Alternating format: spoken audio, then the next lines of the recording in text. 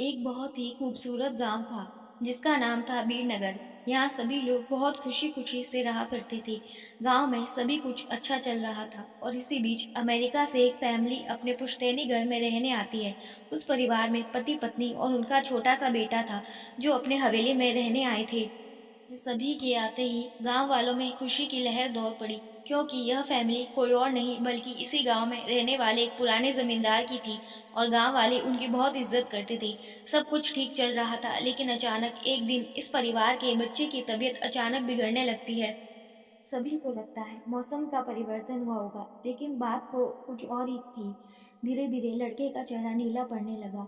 आनंद फानन में परिवार ने डॉक्टर को बुलाया और डॉक्टर को भी कुछ समझ नहीं आया, तो उसने पास में ही बनी एक हॉस्पिटल में उन्हें स्वास्थ्य परीक्षण के लिए आमंत्रित किया, ताकि बच्चे की बीमारी का पता लगाया जा सके।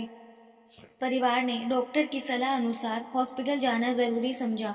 सारे परीक्षण होने के बाद भी कुछ हासिल नहीं हुआ। जैसे ही सारा परिवार गांव पहुंचा, तो गांव के कुछ बुजुर्गों ने बच्चे की हालत देखकर उन्हें ओझा के पास जाने को कहा। आज भी गांव में पुराने रीति रिवाज के अनुसार झाड़ फूक करके इलाज करने की प्रथा कायम है। परिवार के सभी सदस्य बच्चे के लिए ओझा के पास भी जाने को तैयार हो गए।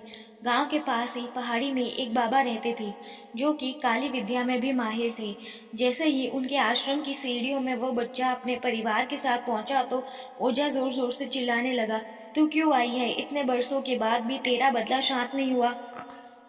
यह सब सुनकर बच्चे के माता पिता और गांव वाले दहशत में आ गए। उन्हें समझ नहीं आया कि बाबा को इतना क्रोध क्यों आ रहा है, जबकि उन्हें अभी तक कोई बात बताई नहीं गई।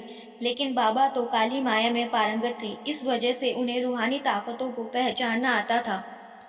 सभी लोगों ने आश्रम में प्रवेश किया, लेकिन बाबा ने केवल उस बच्चे को पास आने की कहा।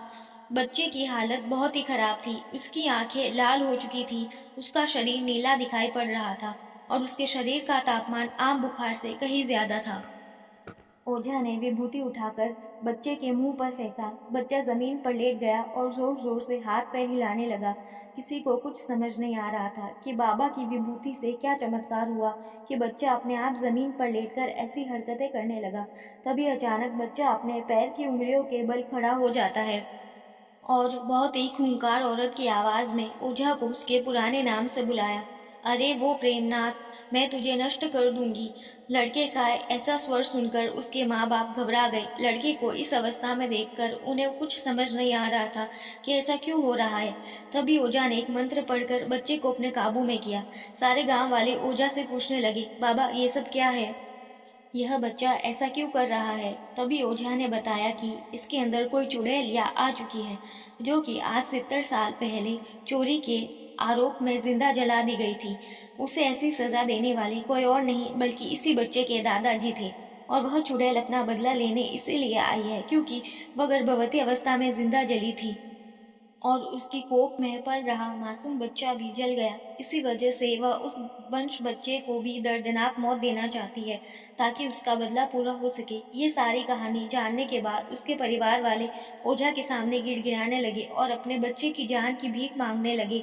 तभी ओझा ने अपनी घोर तपस्वी शक्ति से मंत्रों के उच्चारण के साथ उस चुड़ैल को मासूम बच्चे से बाहर निकाल दिया और कुछ ही क्षणों में बच्चा सामान्य हालत में आने लगा। सभी को लगा कि सब कुछ हमेशा के लिए ठीक हो गया, लेकिन यह तो एक शुरुआत थी।